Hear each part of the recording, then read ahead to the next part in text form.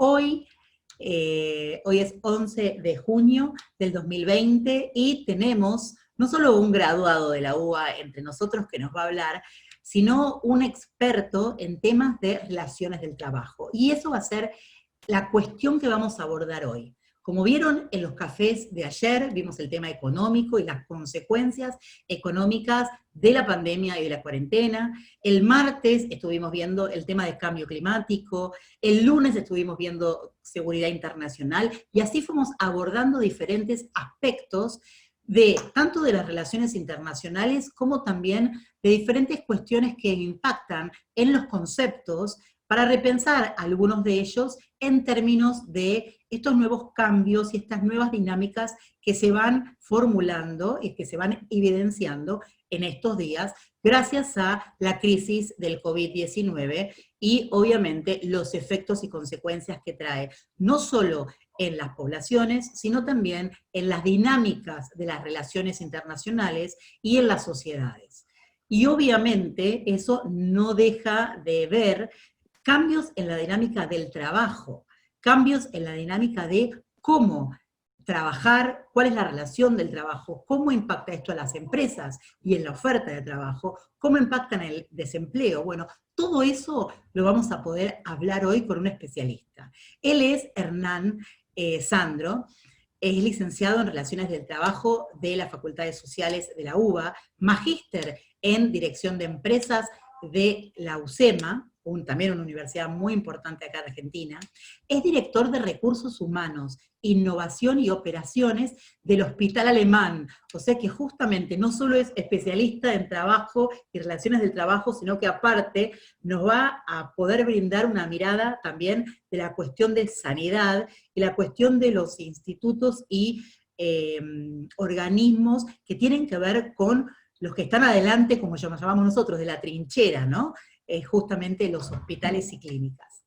También es vicepresidente de la Asociación de Recursos Humanos de la Argentina, profesor titular de la carrera de Relaciones del Trabajo de la UBA, miembro del Consejo Académico de la Maestría de Ciencias Sociales del Trabajo de la Facultad de la UBA, y fue el director de la carrera de Relaciones del Trabajo de la UBA por 2 periodos, del 2016 al 2020, hace muy poquito. Así que, Hernán, para nosotros no solo es un gusto, sino un honor tenerte con nosotros que somos del Centro de Estudios de Política Internacional, que queremos también tener un acercamiento muchísimo mayor con graduados y especialistas del tema de relaciones del trabajo. Así que muchísimas gracias por estar con nosotros hoy, jueves de 11 de junio en pandemia. No, gracias. Gracias a ustedes por la convocatoria. Muchas gracias. Un gusto estar acá. Bueno, muchísimas gracias. Contame, sé que sos el director de Recursos Humanos justamente de un hospital, de una clínica, el Hospital Alemán. ¿Cómo estás llevando este tema del aislamiento? Obviamente me imagino que debes estar trabajando todos los días, debes estar en la oficina ahora, ¿o no? Sí, en este momento estoy acá en el hospital, en la oficina, exactamente. Contanos la situación desde lo local, desde tu lugar de trabajo. ¿Cómo se está viviendo esta cuarentena y esta pandemia, por lo menos desde el hospital? Bien. Bueno, a ver, la realidad que dentro de los hospitales el tema del aislamiento de determinados pacientes siempre existe. Acá el gran desafío se da que llegan en un número no usual, en un número mucho mayor. Es decir, los protocolos de aislamiento nosotros ya los teníamos, porque son los mismos para otro tipo de enfermedades. El gran desafío fue, en primer lugar, nosotros tuvimos una baja muy importante de personal, porque cuando se determinó las personas que eran de riesgo, mayores de determinada edad, o con enfermedades preexistentes, o embarazadas, o algunas características que tenían que ver con el cuidado de los hijos, bueno, ahí tuvimos una merma de personal muy importante de un día para el otro. Eso pudimos también afrontarlo por los distintos planes de contingencia que teníamos armados. Nosotros el año pasado obtuvimos una acreditación internacional en calidad y seguridad del paciente, lo cual nos obligó a tener muy aceitados diferentes tipos de protocolos y de esquemas de contingencia. Entonces la verdad que ahí es donde lo aplicamos, y luego, bueno, empezamos a reorganizar los equipos de trabajo, a incorporar el personal que necesitábamos para atender la demanda, y bueno, y se da lo paradójico que en otros lugares están vacíos y faltos de trabajo, y nosotros estamos en un pico de actividad. Hoy el hospital está lleno de pacientes que tienen COVID en algunos casos, y otros que tienen otras patologías que no están relacionadas con Están esta enfermedad, pero internados. que requieren atención, exactamente. Claro, que están Exactamente. internados, ¿no? Sí, Ustedes sí. tienen maternidad aparte, ¿o no? Nosotros tenemos maternidad, entonces también es muy importante los distintos circuitos internos para que no se crucen las normas de higiene y seguridad para los trabajadores, y también todas las normas de limpieza de los distintos espacios para que no haya infecciones cruzadas. Bueno, Totalmente, me imagino que igualmente ustedes, como contaban, tenían protocolos de aislamiento, pero seguramente los tuvieron que ayornar o amoldar a este virus específico, ¿no? un paciente aislado es un paciente aislado con COVID o con tuberculosis, digamos. La Ajá, realidad es que uno toma los mismos recaudos. El tema es la cantidad, el tema son los elementos de protección personal que vos claro, vas a utilizar para este tipo de pacientes, los necesitas en una cantidad que no era la usual. Nosotros quizás en una semana usamos todos los elementos de protección personal que tenés previsto para un año. Entonces, en el primer momento tenía que ver con poder obtener las cantidades que necesitábamos a partir de las estimaciones que hacíamos con curvas de países que ya habían pasado por esto, ¿bien? Que los proveedores entregaran, que los proveedores te pasen precios, que la calidad sea la que nosotros estábamos acostumbrados a utilizar, y que nuestro equipo de infectología también nos claro. decía que era la que correspondía. Entonces, bueno, fue todo un aprendizaje. La verdad que la palabra es esa. Uno estando en recursos humanos, terminás hablando también todos los días con infectólogos, con los jefes de enfermería, con el director médico, y la verdad que la interacción y la heterogeneidad de las profesiones es realmente muy importante para afrontar esto. Y Hernán, vos que trabajás en recursos humanos, siempre hay una pregunta que yo me hago desde la perspectiva de lo que es asistencia humanitaria, que es una pregunta que yo siempre hago también a mis alumnos de tema de asistencia humanitaria, es pensar quiénes cuidan a los que cuidan. O sea, Bien. cómo desde los recursos humanos ustedes cuidan a ese personal que está tanto en la casa porque es de riesgo o tiene hijos y no puede salir o está haciendo teletrabajo, o justamente en el hospital, en la clínica todos los días, ¿no? Pasando un montón de situaciones que pueden llevar a diferentes escenarios. Sí. Bueno, en primer lugar, el término recursos humanos, siempre que tengo la posibilidad, me gusta Bien, aclararlo. Un recurso es un medio para alcanzar un fin, y el ser humano es un fin en sí mismo. Entonces, tener cuidado, ¿no? De no ponerlo en ese lugar de objeto, pero no importa cómo lo llamemos, lo importante es cómo lo tratemos. Y también un bien, poco te respondo con esto a la pregunta en el cual no desarrollamos un nuevo protocolo de cuidado para nuestros empleados a partir de esto, sino que me parece que la posibilidad que tuvimos es aplicar con mayor intensidad lo que ya veníamos haciendo. Por ejemplo, en el hospital algo muy, muy importante es que los empleados del hospital alemán y sus familias se atienden en el hospital.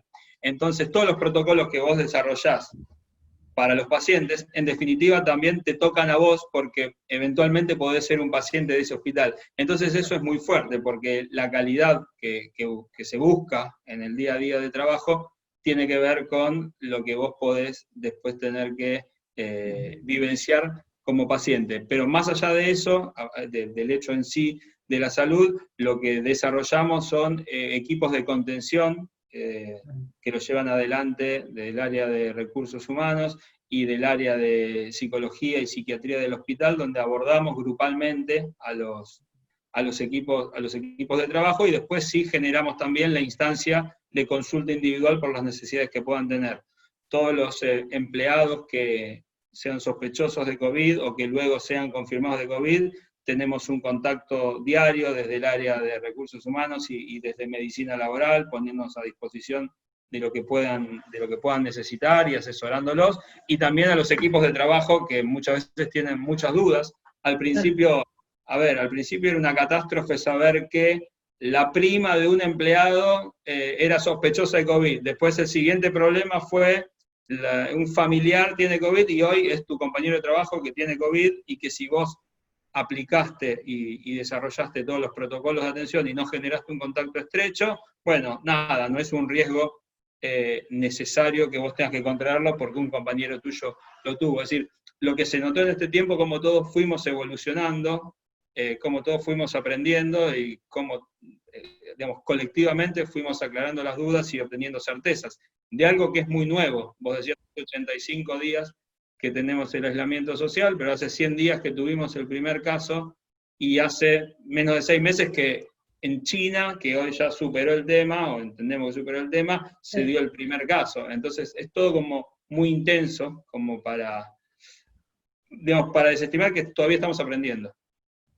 Sí, no, lógico que estamos aprendiendo. Me imagino que igualmente nosotros, por lo menos gracias a esta posibilidad que tuvimos de ver el diario del lunes y ver cómo eran los tratamientos y el desborde en las diferentes comunidades europeas, quizás la Argentina pudo tomar en buena medida una cosa preventiva que disminuyó por lo menos esa famosa curva, y lo que vimos es que por lo menos hasta ahora los hospitales no están desbordados, que estimo que no es la problemática actual del hospital alemán, sino que, digamos, tiene una cierta cantidad de camas cubiertas, pero que no hay un desborde. Igual, me imagino que la gente que trabaja en el hospital, esa angustia o esos procedimientos los llevan hace 90 días, ¿no? O hace 100 días. O sea que, a pesar de que no esté desbordado el hospital, los procedimientos y las cuestiones de cuarentena también los afectan, me imagino, tanto a los profesionales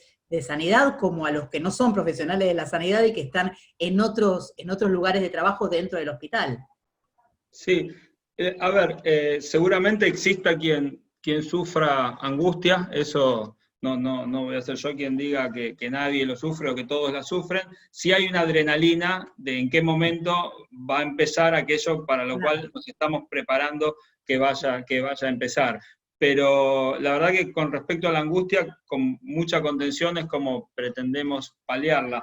Una cosa que omití es que estábamos implementando ahora unos proyectos de actividades artísticas para que los empleados que estén haciendo home office o fuera del horario de trabajo puedan desarrollar escritura o ilustraciones, de alguna manera acompañarlos, porque como bien decías vos, esto nos afecta a todos, se reconfiguraron los vínculos familiares y bueno, de alguna manera cuando vos me presentabas decías, Hernán Sandro es tal cosa, es director, es vicepresidente. No, Hernán Sandro es Hernán Sandro que hace de cada una de esas cosas. Digo, y lo mismo pasa con los empleados del Hospital Alemán, digo, y de cualquier institución de salud y cualquier trabajo. La verdad es que tienen toda la problemática y las inquietudes que tiene el resto de la población, y además es cierto que están desarrollando una actividad muy particular en este momento. Tengo una pregunta que es básicamente algo que es una creencia mía, vos me podrás decir si es así o no, o por lo menos si se siente hospital.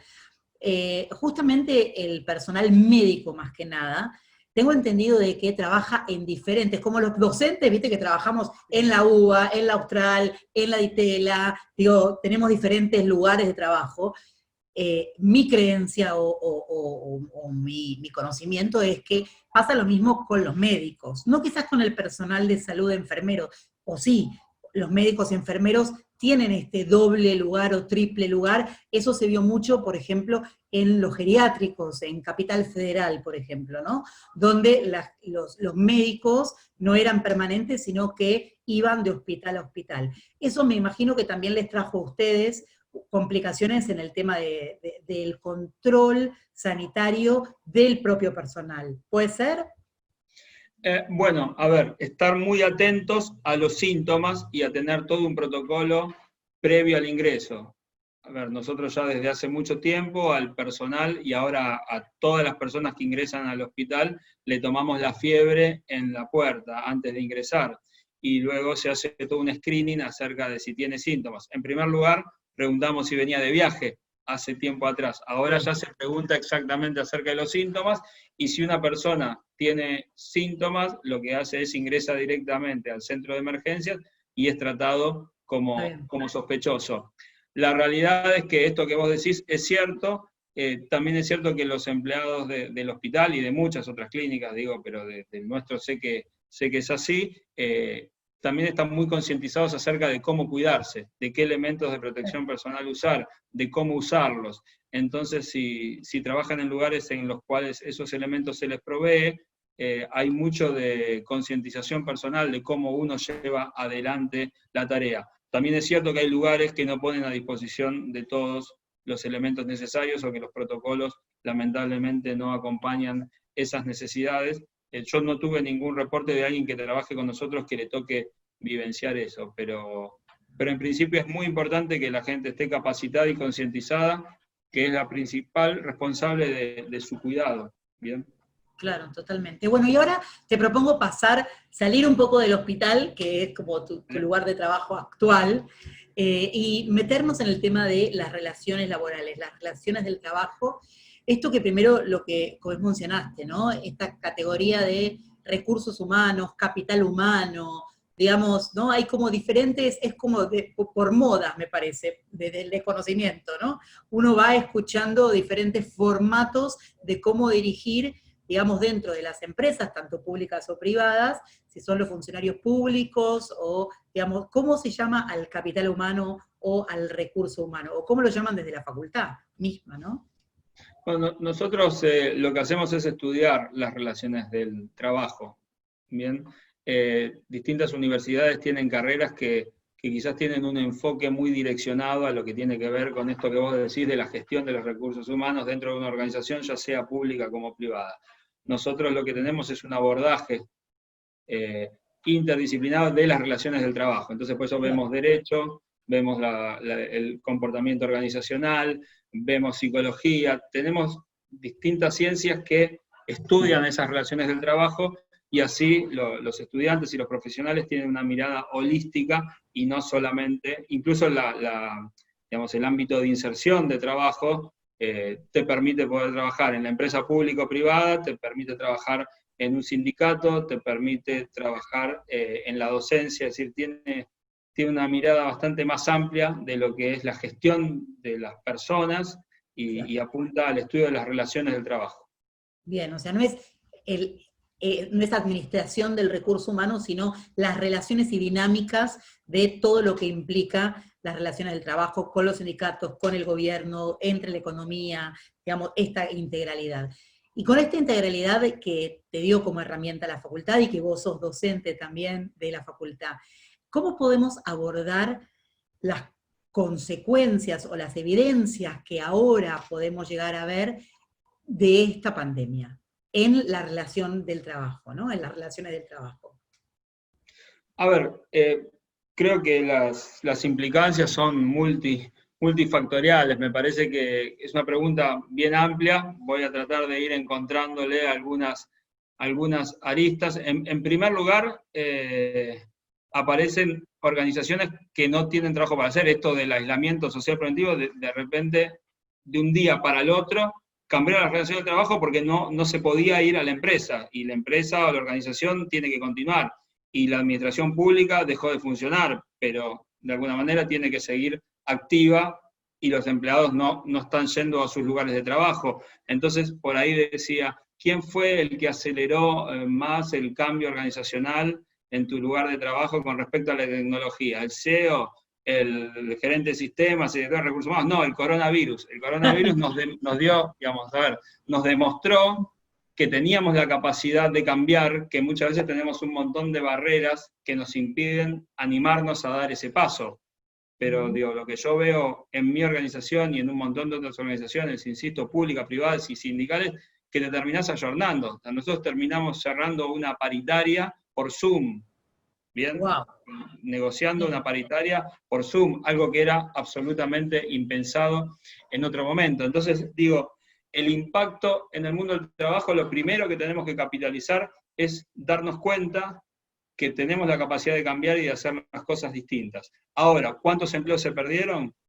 cuál va a ser el impacto en las organizaciones en materia económica, cuál es la incertidumbre que enfrentan un montón de empresarios con respecto a cómo sigue el día a día, la verdad que yo creo que hoy no estamos en condiciones de poder cuantificar cómo va a ser ese impacto. Sinceramente, me parece que la situación es realmente preocupante porque hay muchísimas actividades que bajaron a niveles que el repunte, la verdad que es bastante incierto. Sí, aparte, obviamente, me imagino que es muy diferente de acuerdo al sector que uno puede analizar. No es lo mismo la industria que una empresa financiera, digamos, son diferentes, o una escuela, ¿no? Un centro de investigación, digo, son diferentes áreas o diferentes sectores que deben tener problemáticas diferentes, me imagino. A nivel mundial, nosotros también estamos viendo muchas luces rojas en términos de desempleo, ¿sí? Y el término de desempleo, ayer lo vimos con un tema, obviamente, que se basa en un tema económico también, y de continuación de brechas de desigualdad.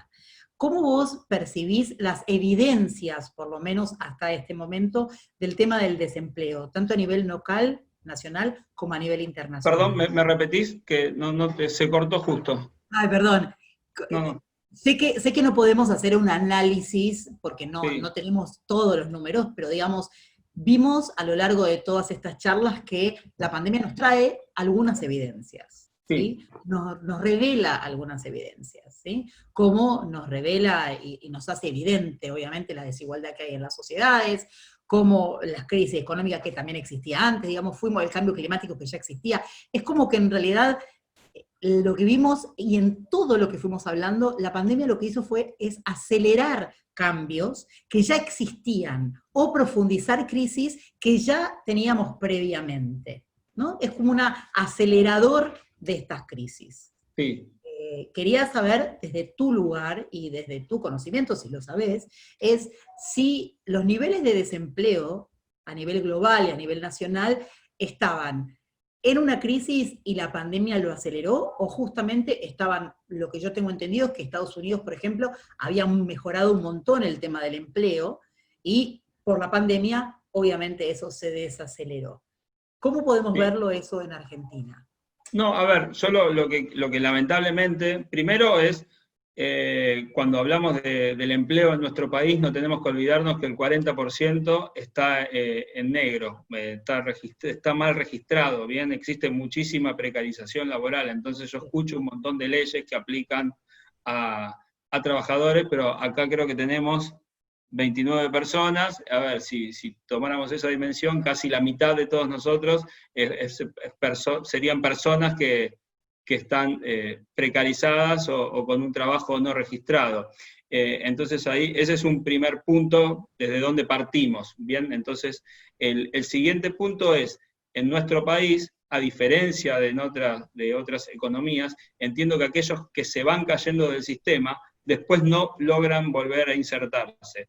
Muchas veces escuchamos que se pierde X cantidad de trabajos y que se recuperan otras tantos de las empresas de tecnología, de trabajadores de la informática, pero lamentablemente en países como el nuestro, aquellos que se caen del sistema son los que no tuvieron la formación necesaria para poder insertarse de esa manera. Entonces, realmente entiendo que nuestra situación con respecto a países desarrollados es totalmente distinta.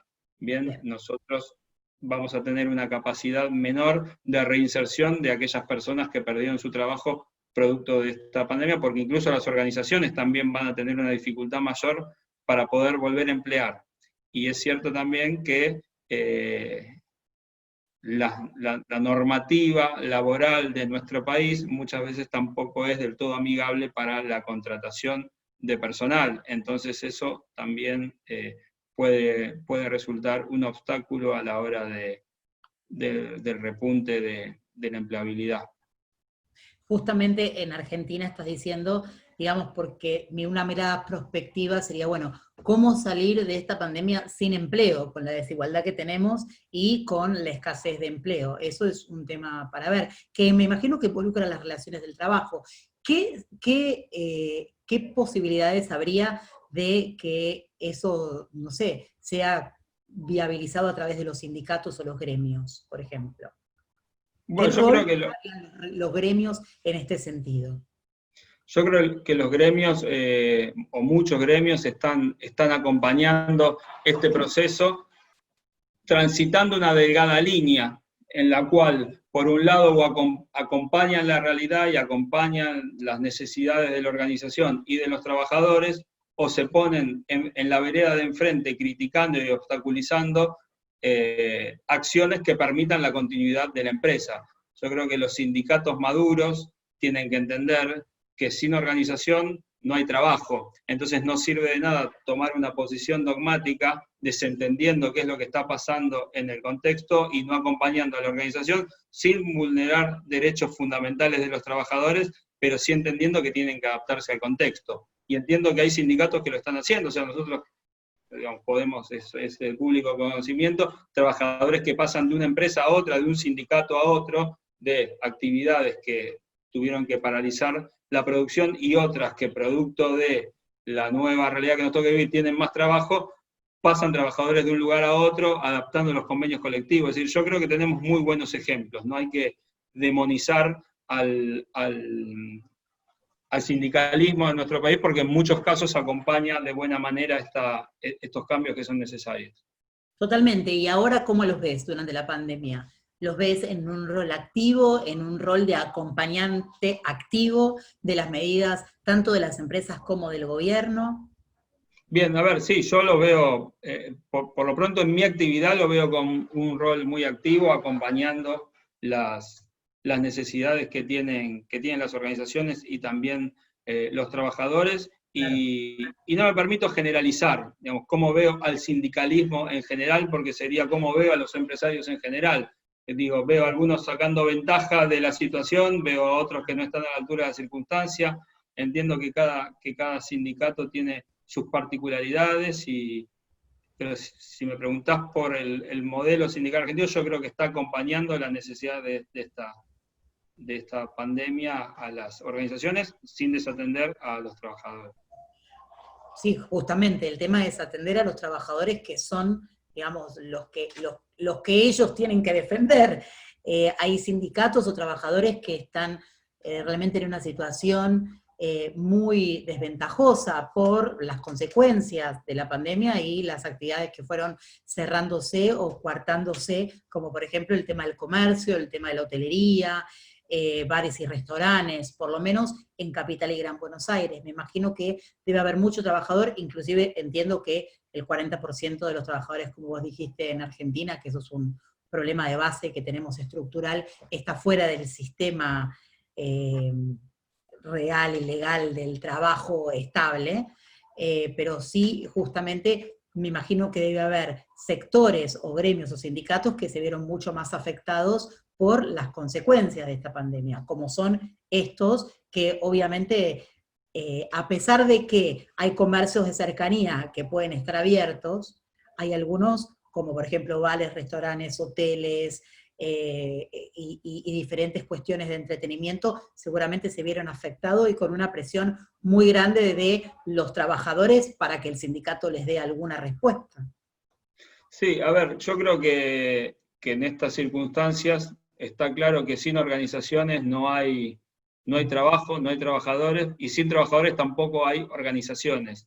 Entonces entiendo que tanto los empresarios como los sindicatos son muy conscientes de que tienen que actuar colaborativamente y que, insisto, las posiciones dogmáticas no les sirve a nadie, y en eso los sindicatos son muy inteligentes, digamos. Yo entiendo que no van a tensar la cuerda al punto que se corte, sino que van a acompañar las necesidades que tengan las organizaciones para poder mantenerse en pie, porque insisto, a ver, luego podremos tener ejemplos y encontraremos ejemplos seguramente contrarios a esto, pero en principio lo que yo veo y lo que converso con colegas es que el movimiento sindical está acompañando la realidad que pone el contexto, y que también muchos empresarios están haciendo un esfuerzo enorme por mantener en pie las organizaciones, ¿bien? Y manteniendo los puestos de trabajo que son fundamentales para el funcionamiento actual y futuro, incluso muchas veces yendo inevitablemente a pérdida. Uno escucha, a ver, el gran empleador de nuestro país son las pymes, Sí. Y sabemos que muchos toman de sus bienes, de sus ahorros, se desprenden de sus bienes para poder sostener la organización, que muchas veces responde a una tradición familiar, donde tienen empleados de muchísimos años. Entonces digo, quizás lo que no tenemos que caer en el error cuando hacemos el análisis de la gran empresa y del gran sindicato, sino también entender la gran cantidad de pequeños comercios, como vos decías, o pymes que están a lo largo y a lo ancho del país sosteniendo y defendiéndose de una situación que seguramente es desesperante en muchos casos, ¿no? Sí, justamente, con el tema de las relaciones del trabajo específicamente, me gustaría preguntarte estas nuevas dinámicas de lo que es el trabajo, esta situación de, por ejemplo, el teletrabajo, ¿no? Esto que dijiste, bueno, se evidenció que muchas empresas o muchas organizaciones pudieron, como vos dijiste, cerrar la paritaria por Zoom. Digo, ¿cómo pudieron o cómo pudimos también desde la academia transitar este cambio, que fue un poco a la fuerza, coincido con vos, pero que de alguna manera encontramos la forma, quizás no lo suficientemente eficiente y eficaz, pero alguna forma para paliar las situaciones de no ir a trabajar o un parate total. Digamos, ¿esto crees cómo va a implicar en el futuro del trabajo? A ver, bueno, en primer lugar, las relaciones dentro de las organizaciones cambiaron muchísimo, en la medida de que mucha gente no viene a trabajar o no viene todos los días. Hay gente que entró a trabajar días antes del aislamiento social e interactúa y trabaja con gente que nunca vio directamente. Es decir, son compañeros de trabajo que el otro día en una charla en UCEMA me decían eso: yo entré a trabajar y no conozco a mis compañeros de trabajo, interactúo por intermedio de Zoom, pero la empresa cerró las oficinas. El tema va a ser, a ver, por un lado una adecuación normativa. Había un tema con la CRT y el teletrabajo, que había ciertas dudas y ciertas restricciones, eso se normatizó, y ahora tengo entendido que existen una serie de proyectos por parte de los sindicatos, de la CGT, por parte del Ministerio de Trabajo y también de la UIA, de qué manera se puede reglar y regular el teletrabajo, porque hay un montón de dudas, ¿bien? Claro, Hay un montón de claro. cuestiones, la conexión, quién se hace cargo de la conexión, quién se hace cargo del equipo que utiliza a la persona, qué pasa si tengo un accidente, qué pasa con los beneficios que yo tenía por venir a trabajar y no. La realidad, cuando vos me preguntabas si se adaptaron, y sí, la gente se adaptó, las organizaciones se adaptaron, todos aceptaron que era una nueva realidad y no es momento de ponernos a hacernos grandes preguntas, vos no vas a escuchar conflictos con respecto a eso. El tema es poder aprovechar este momento para cuando volvamos a la normalidad, también poder utilizar esta experiencia, porque antes se veía el teletrabajo como muchas veces se veía como un Beneficio, beneficio de la no un persona, y ese beneficio. era el gran error, decir, no, pero no es un beneficio para la persona, esto tiene que responder a una necesidad de la organización. Bueno, ahora esto demostró que fue una necesidad de la organización, de las personas para llevarlo adelante. Bueno, ¿cómo nos encauzamos en la nueva normalidad, en las nuevas formas de trabajo? ¿Cómo crees que va a ser? Yo veo a lo largo y a lo ancho de la gente que está por lo menos en la facultad, en los ministerios, en las empresas, que hay de todo. Hay gente que dice al final todo lo podíamos hacer desde el teletrabajo y no había problema. Hay otros que dicen, no, la verdad que sin poder tener reuniones face to face, no es lo mismo. Digamos, me parece que eso obviamente va a cambiar en algunos sectores y en otros no tanto, ¿no? Sí, a ver, el otro día pensaba, ¿cuántas veces viajamos 45 minutos para reunirnos otros 45 minutos con alguien? Y probablemente esta modalidad virtual vaya a hacer que pensemos antes de viajar para una reunión mínima, encontrarnos. Ahora, con respecto al trabajo y cómo van a llevar adelante las organizaciones ese trabajo, yo quiero decirte que no me animo a darte un veredicto, porque lo que estamos viendo en otros países es que van volviendo a la normalidad y que nada cambia, y también estamos viendo algunas empresas que dijeron, bueno, a partir de tal mes nosotros cerramos las oficinas porque nos dimos cuenta que podíamos funcionar de la misma manera. Yo creo que nosotros estamos atravesando el mundo, insisto, pensar de cómo va a ser algo que tiene menos de 6 meses de experiencia es demasiado aventurado, y yo sé que hay muchos aventurados que dicen las nuevas formas del trabajo y cómo van a ser las oficinas, y la realidad es que yo prefiero ser prudente y contarte qué es lo que está pasando hoy. No puedo hacer futurología y prefiero no hacerlo. No, no, no, y tampoco nosotros. Era simplemente, digamos, si había alguna evidencia de que algo, por ejemplo, esto de la ART me pareció, claro, cuestiones que no habíamos pensado. Digo, si yo tengo un accidente en mi casa, o sea, no le puedo pedir a mi empleador que cubra un accidente casero, pero voy a estar trabajando. Entonces, hay Bueno, estas líneas grises o zonas grises que hay que repensarlo, ¿no? sí, seguro, seguro. Bueno, digo, a ver, una de la RT. Yo tengo comedor en planta y estoy en mi casa y salgo Claro. a comprar comida para el mediodía y tengo un accidente y es un accidente de trabajo, sí o no, porque si no yo no hubiera salido de mi casa, hubiera estado en el trabajo, entonces, pero por otro lado no voy a tener accidentes sin itinere porque voy a estar en... O sea, es como muy, muy, muy complejo. Sí, es estas zonas grises. Quería, son las 7:45, quería abrir a preguntas de la audiencia. Joana, ¿tenemos alguna pregunta? ¿Alguien que quiera Y preguntar algo? tenemos una pregunta de Ricardo Piñeiro, le puedo dar, tiene varias, pero le vamos a pedir que elija alguna pregunta. Ricardo, Hay, si quiere. hay tiempo, no te preocupes. Bueno, ¿qué Perfecto, tal? puede Buenas hacer. tardes a todos y a todas. Hernán, un abrazo. ¿Cómo andás, Ricardo? Ana también. No, te quería preguntar esto que alguna vez lo hablamos, que tiene que ver con el rol de ustedes y su relación con la atención como foco, teniendo en cuenta el paciente como un actor principal del proceso de trabajo de ustedes. En A esa ver, línea, ¿qué es lo que están haciendo? bien. Bueno, Ricardo está acostumbrado a hacerme preguntas difíciles porque fue profesor mío, entonces no quiere perder oportunidad de volverme a evaluar.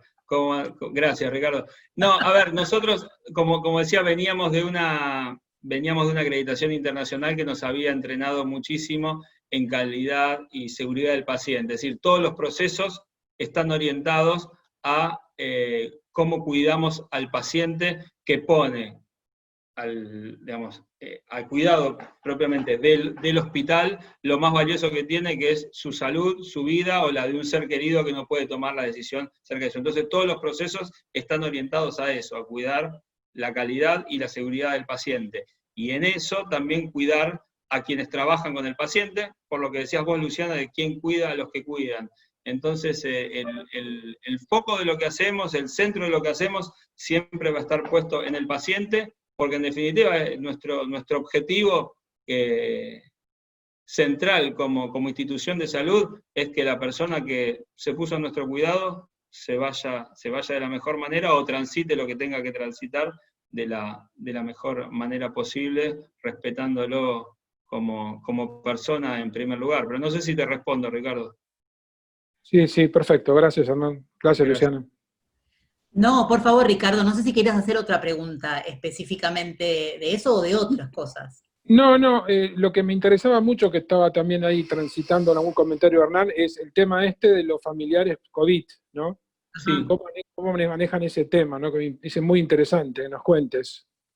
No, a ver, los familiares se transforman en un paciente más, como te decía, quienes trabajan en el hospital, tanto ellos como sus familias se atienden, así que se transforman en un paciente más, y la realidad es que si vos tenés un familiar conviviente con sospecha de COVID porque tiene síntomas, lo que tenés que hacer es aislar a la persona que es trabajador, porque en definitiva también hasta que no determines si su familiar es confirmado o no, tenés que tomar esa precaución, y si se confirma que la persona, el familiar es COVID positivo, lo que tenés que hacer es, en primer lugar, hisopar al trabajador y aislarlo, por supuesto, de su puesto de trabajo para determinar si es positivo o negativo. Si es positivo, se lo empieza a tratar como COVID, si es negativo, queda aislado y 14 días para saber si desarrolla o no los síntomas. Bien, así es como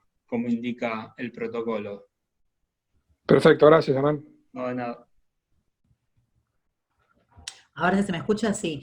Hernán, una pregunta, perdón, Joana, ¿hay alguna pregunta antes de que yo haga otra? Bueno, había una cuestión que empezando la cuarentena se hablaba, era que los hospitales o las clínicas públicas y privadas ya no iban a haber tanta diferencia en la cuestión de la contención a pacientes COVID.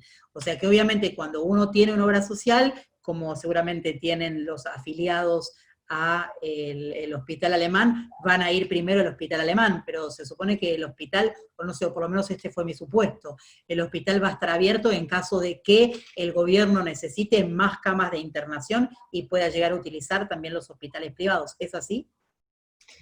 A ver, lo que nosotros asistimos a distintas reuniones en el Ministerio de Salud, en este caso del gobierno de la ciudad, lo que nos pidieron es que nosotros garanticemos la atención de todos nuestros socios. El Hospital Alemán tiene cerca de 60.000 socios, tomando en cuenta a los empleados, como te decía, y profesionales que trabajan dentro del hospital, y después una serie de pacientes trasplantados, que también son un número muy importante con los cuales tenemos que hacer el seguimiento nosotros. Entonces, en primer lugar, lo que nos pidieron es que nos comprometamos a garantizar la atención de ellos, y en función de eso es que adecuamos nuestras instalaciones, transformando las habitaciones en habitaciones dobles, adquiriendo respiradores, haciendo una inversión muy importante en elementos de protección personal y reformas edilicias del hospital para poder respetar como decía antes, los distintos protocolos que fuimos desarrollando. Entonces, en principio, lo que nos pidieron sí o sí del gobierno es que nosotros garanticemos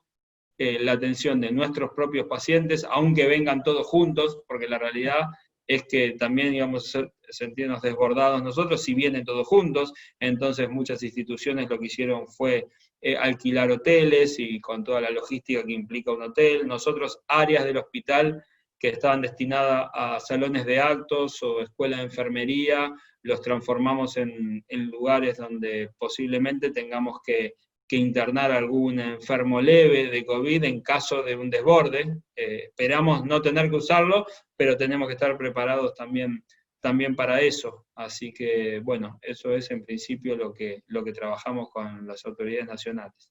Porque en principio nosotros, si somos pacientes sospechosos, llamamos al 107 y el 107, el SAME, nos vendría a buscar. No estaríamos utilizando el mecanismo, digamos, de la prepaga, digamos, o la obra social para el traslado, me imagino, inicial de aquellos pacientes sospechosos. El SAME vendría a mi casa y me llevaría, si tengo la credencial de X, me lleva al lugar donde me derivan, digamos, a el centro asistencial que tiene que ver con mi obra social o mi prepaga. ¿Es así? Sí, exactamente. Y también muchos pacientes, en realidad te diría que la mayoría de los pacientes vienen por sus propios medios, no llaman, sino que directamente se presentan en la guardia del hospital e informan que tienen determinados síntomas, y bueno, y ahí entran en el protocolo de principio de paciente sospechoso, ¿no? O sea, no esperan y no hacen la llamada al 107 o al SAME específicamente. No todos los casos, no todos los casos. Bien, después ustedes lo tratan y ahí, si tiene síntomas, o sea, me imagino que si tienen síntomas pero que son leves y se puede aislar en su propio domicilio, eso es lo que recomiendan para no llenar de gente el hospital. ¿Es así? No, todavía no. En países que ya atravesaron esto, sí, luego fue así. De hecho, también el criterio de la internación de los pacientes sospechosos cambió, pero en este momento, si alguien resulta confirmado, tiene que estar internado como mínimo 5 días, ¿bien? Y después que tenga 48 horas sin fiebre, ahí sí puede seguir transitando la enfermedad en su domicilio, en caso de que tenga las condiciones para aislarse, o que, como te decía antes, toda la familia esté confirmada, entonces, bueno, pueden convivir entre... Bien, y si le hace un seguimiento al paciente, sí, digamos, telefónicamente, pero no sabía que los retenían en el nosocomio, en el hospital. Exactamente, sí. Pensé que, digamos, nada, si no era grave o si era una cuestión leve, si no tenía problemas respiratorios, si se podía aislar sin problemas se lo aislaba. Pensé que no, o sea que los retienen por lo menos 5 días o hasta que no tenga fiebre. Exacto, bueno, la verdad que eso también responde de alguna manera a un protocolo preventivo del gobierno de la ciudad de Buenos Aires para evitar que esa persona pueda estar contagiando a otros si no cumple estrictamente el aislamiento. Entonces, Claro. una medida es retenerlo hasta que también la carga viral baje, deje de tener fiebre y bueno, después pueda seguir transitando lo distinto. Seguramente, y ojalá que no, si esto realmente pica, haya que pasar hacia un criterio como el que decís vos. Sí, claro, porque si no se les va a desbordar los hospitales, obviamente. Exacto. Joana. Hernán, hay un par de preguntas que Bueno. como hay muy similares, voy a parafrasear algunas para armar una pregunta. Primero preguntaban si el hospital alemán, que es donde estás tú, atiende solo socios o puede atender cualquier persona que espontáneamente se acerque a la guardia del hospital. Y la segunda pregunta es, ¿cómo recomiendan ustedes el hospital en caso de que alguien tenga alguno de los síntomas? Porque lo que nos decían acá en el chat es que llamando al 107, la respuesta es, si no coincidís con todos los síntomas juntos, te dicen, bueno, espera, tómate un paracetamol y espera a ver qué pasa. Entonces, ¿cómo recomendaban ustedes a los pacientes accionar? Y si están recibiendo pacientes que no solo sean socios o pacientes recurrentes del hospital, sino particulares o alguien que espontáneamente se acerque. Bien, bueno, primero aclarar que no soy médico, así que me van a permitir ciertas licencias. Con respecto a si atendemos únicamente socios del plan del hospital, la respuesta es no. Si hoy se acerca un paciente particular o que tiene una obra social o una de las prepagas con las cuales nosotros tenemos convenio, se lo atiende también. No llegamos a tener la necesidad de poner una restricción de atender únicamente a los socios del hospital, no por lo menos por ahora. Y después con respecto al protocolo que vos decís, a ver, el 107 es muy probable que te traslade cuando tengas más de un síntoma recurrente y tengas algún motivo de sospecha concreto. Es decir, si sos trabajador de salud y tenés un síntoma, seguramente te vayan a buscar. Si no necesariamente es un caso muy sospechoso, te digan que si podés estar aislado, que esperes la evolución. Pero como te decía, mucha gente se dirige a los hospitales por sus propios medios y ahí es donde se dispara el protocolo. Bien, clarísimo. Genial, nos queda una sola pregunta y en el chat de Gloria Bratschi, no sé si está Gloria por ahí, si no la hago yo antes de cerrar. Gloria es de Mendoza, especialista en comunicaciones de riesgo. Así que. Qué sí. Bueno. La Gloria. Hacé la voz la pregunta, debe estar con problemas de cámara. No, está ahí Gloria, pero está muteada, no se te escucha, Gloria. Ah, está. A ver, ahora, Gloria. Ahora sí. ¿Ahora se Ahora escucha? sí. Bien. Hola, ahora sí. Gloria. La consulta era si había algún tipo de ya que escuché que hay profesionales de salud mental, hay un área de salud mental, si había asistencia y algún tipo de contención, si se observa que hay alguna situación especial que haya impactado al personal que está o atendiendo directamente a los pacientes o en otro tipo de puesto, ¿no? Sí, a ver, no tenemos detectada una consecuencia manifiesta de manera grupal. Por supuesto, siempre existen los casos individuales, pero también es cierto que existe lo que es la confidencialidad y el secreto médico, y esa consulta entra dentro de ese marco. Entonces, al no ser una manifestación colectiva, es tratado individualmente. Con respecto a si tuvimos personas que salieron de su actividad por causas psiquiátricas o psicológicas, no. La verdad es que no tenemos ninguna licencia especial producto de esto. Consultas un montón, inquietudes un montón, incertidumbres un montón, y tratamos de ir direccionándolas de acuerdo a al tema específico que se trate. Bien, estará medicina laboral para atender algunas cuestiones, está el servicio de infectología para poder aclarar otras, y así cada uno de los temas que van surgiendo, lo que entendemos que la mejor contención es la transparencia, es informar qué es lo que pasa, poder capitalizar las dudas de uno. Entonces armamos foros en los cuales se hacen preguntas, y tu pregunta quizás es la que luego va a tener tu compañero, entonces poder subirlo a intranet para que puedan ir buscando diferentes respuestas. La clave es estar muy cerca, muy atento a lo que pasa con la gente, con las inquietudes, con las incertidumbres, pero respondiendo puntualmente a tu pregunta, sí, por supuesto, los grupos que funcionan tienen sus inquietudes, tienen sus preguntas, también surgen temas que ya estaban presentes más allá de la pandemia, los vínculos, las relaciones, la comunicación entre los equipos, siempre existen temas que se pueden mejorar, entonces también el desafío es poder diseccionar, ¿no?, que es aquello que ya existía, ¿no?, de aquello nuevo que va apareciendo a partir de la pandemia, pero ninguna manifestación colectiva, ninguna licencia específica de nuestro personal que haga referencia al tema de la pandemia o de las necesidades puntuales que esto trae.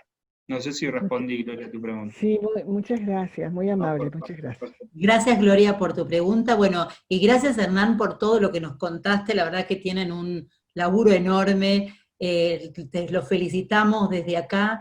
Y muy interesante ver todo lo que tiene que ver con las relaciones del trabajo, el empleo y todas las cuestiones que tienen que ver con básicamente nuestra sociedad y las relaciones en la sociedad y en las cuestiones más evidentes, que son cómo nosotros desarrollamos nuestras profesiones y cómo es las dinámicas en esta cuestión de crisis que va cambiando día a día. Te agradecemos un montón, agradecemos a todos y a cada uno por haber estado presente. Mañana vamos a tener una charla muy interesante sobre las nuevas investigaciones en torno a la cuestión de Malvinas y el Atlántico Sur. Así que los invito mañana para estar también de vuelta con el CEPI. Hernán, te dejo las últimas palabras para despedirte de nuestra comunidad. Desde acá te mandamos un saludo, gracias, ya te va a llegar, espero alguna sorpresa del CEPI, todavía no lo digamos, así que gracias por la idea, gracias por tu charla, y bueno, esperemos no tener que ir al alemán a visitarte. No, tal cual, eso siempre, uno trabaja en un lugar, cualquier cosa que necesites me llamás, no, pero nosotros eso no nos gusta decirlo, ojalá que nunca necesites nada. No, quiero agradecerte, Luciana, y a todo el equipo del CEPI, que la verdad que venimos hablando hace unos días y fueron muy, muy cordiales y profesionales, y agradecerles también a todos los que estuvieron esta hora escuchándome, toda gente que estoy mirando muchos que conozco y otros con una gran trayectoria y otros con expectativas de escuchar algo que resultara interesante. Bueno, espero haberlo logrado, y bueno, mis datos son hernansandro@gmail, si tienen alguna duda, ahí me encuentran y me preguntan, y les agradezco mucho entonces a todos el tiempo que estuvieron ahí escuchándome. Gracias.